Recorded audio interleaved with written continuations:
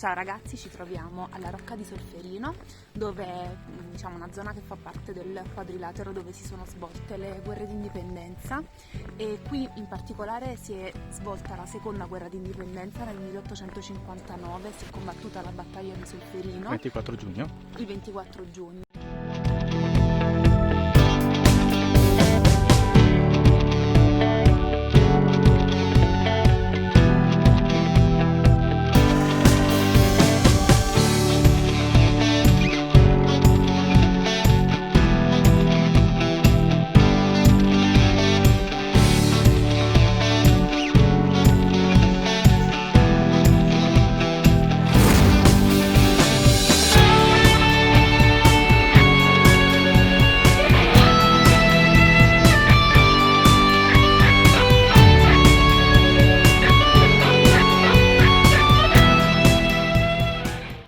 Qui siamo nel viale che ci porta al monumento dove in onore della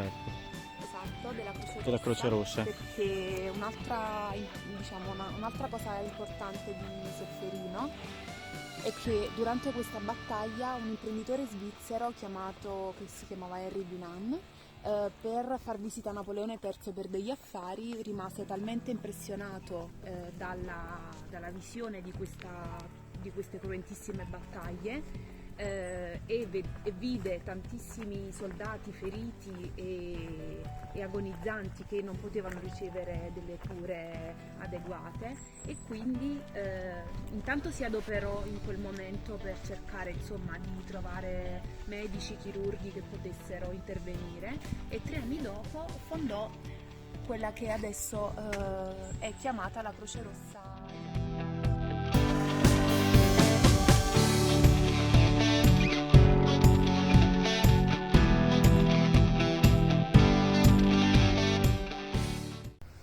E poco distante da Solferino c'è la torre di San Martino della Battaglia. Volevo far notare anche questa meraviglia della natura che è Lugana.